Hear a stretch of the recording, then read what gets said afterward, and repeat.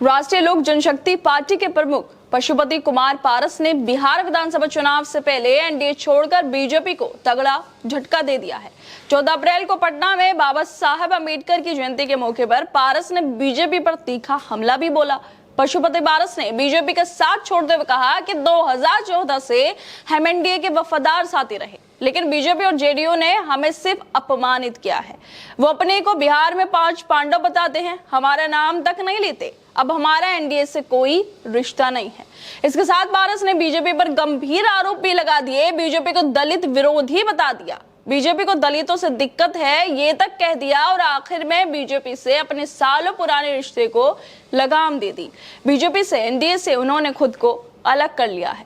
दरअसल बिहार विधानसभा चुनाव से ठीक पहले बीजेपी का अमृतकाल उस वक्त धाराशायी हो गया जब राष्ट्रीय लोक जनशक्ति पार्टी के मुखिया पशुपति कुमार पारस ने एनडीए का दामन छोड़ने की बात कह दी है। पशुपति कुमार ने कहा है कि आरएलजेपी बिहार के सभी 243 विधानसभा सीटों पर अकेले लड़ेगी और जरूरत पड़ी तो महागठबंधन से बात करने को तैयार है। पारस का यह बयान बीजेपी के सुशासन और सबका साथ के दावों पर करारी चोट है। जब बिहार में युवा बेरोजगारी और पेपर लीक से परेशान हैं, जब लोग नरेंद्र मोदी के अमृतकाल से परेशान होकर पूछ रहे हैं कि ये कैसा अमृतकाल है, उस वक्त बीजेपी अपने ही साथियों को खो रही है। अंबेडकर की जयंती पर पटना में पारस ने बीजेपी को चुनाव से पहले ये झटका दिया है, क्योंकि उनकी पार्टी के साथ एनडीए में अन्याय हो रहा था। उनकी पार्टी दलितों के लिए काम करती है, इसी वजह से उनके साथ भेदभाव हो रहा था। ऐसे आरोप खुद पारस ने बीजेपी पर और एनडीए पर लगाए हैं। बीजेपी जो बिहार में सबका साथ सबका विकास का नारा बुलंद करती है, उसे पारस के आरोपों ने बैकफुट पर ला दिया है। बीजेपी के अपने साथी ही उसका तंबू उखाड़ रहे हैं। पारस के इस फैसले के बाद कांग्रेस की तरफ से भी प्रतिक्रियाएं आना शुरू हो गई हैं। इस मामले को लेकर कांग्रेस नेता सुप्रिया श्रीनेत तो लिखती हैं कि बिहार में बिखर रहा है एनडीए। शास्त्रों में इसे सिर्फ टवल कहा जाता है। राष्ट्रीय लोक जनशक्ति पार्टी के अध्यक्ष पशुपति पारस ने कहा है कि उनकी पार्टी एनडीए छोड़ रही है, लेकिन इस पर कोई बहस नहीं दिखेगी आपको टीवी पर। कोई राजनीतिक विश्लेषक अपना गला नहीं फाड़ेगा। सवाल तो यही है कि इतनी बड़ी खबर जो बिहार की सियासत को हिला सकती है, उस पर मीडिया की चुप्पी क्यों है? जब युवा बेरोजगार, पेपर लीक और महंगाई से त्रस्त है, तब क्या मीडिया का ध्यान सिर्फ सत्ताधारी दलों की चमक दमक पर है? एक तरफ बीजेपी के गठबंधन टूट रहे हैं और मीडिया खबरों को दबाने में मशगूल है। कहीं ऐसा तो नहीं कि बिहार में बीजेपी की मुश्किलें छिपाने के लिए बड़े मीडिया हाउस सत्तारूढ़ दल के इशारों पर चुप हैं, या फिर पारस का दलित कार्ड सियासी धमाका करने से पहले ही दबाया जा रहा है? क्या इसलिए ही पारस के बीजेपी पर एनडीए पर लगाए दलित विरोधी आरोपों की पोल खुलने का डर है?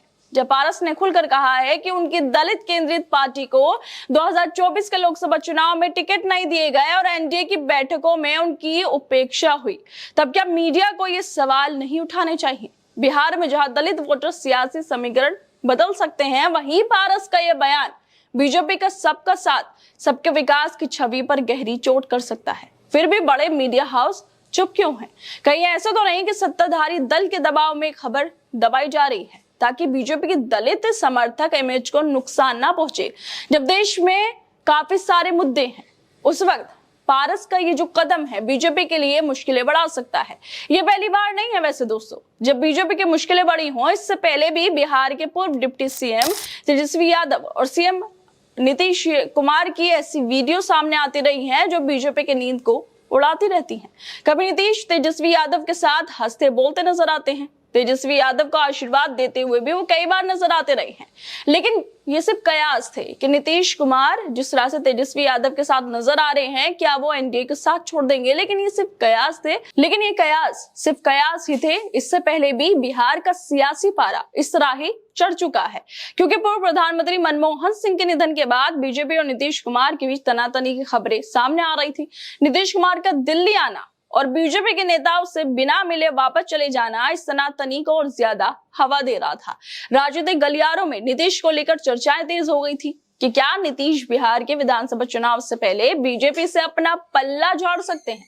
क्या फिर एक बार बिहार की राजनीति में घमासान होने वाला है? लेकिन ये कयास सिर्फ कयास तक ही रह गए और नीतीश बीजेपी के साथ बने रहे। लेकिन अब जिस तरह से फिर एक बार राष्ट्रीय लोक जनशक्ति पार्टी के प्रमुख पशुपति पारस ने बीजेपी के टूटते हुए गठबंधन को हवा दे दी है, उसे देखकर तो लगता है कि क्या बिहार में होने वाले विधानसभा चुनाव से पहले बीजेपी के साथियों की मंजिलें बदलने वाली है। क्या चुनाव से पहले एनडीए से और पार्टियां बाहर आ जाएंगी या फिर पारस के बाद बीजेपी टूटते गठबंधन को संभाल लेगी? यही सब अब देखना होगा कि बिहार चुनाव से पहले अभी एनडीए में क्या क्या होने वाला है। जिस तरह से पारस तो बाहर आ गए हैं, लेकिन और जो गठबंधन है बीजेपी के, वो क्या बाहर आ पाएंगे या फिर चुनाव में बीजेपी का साथ देंगे?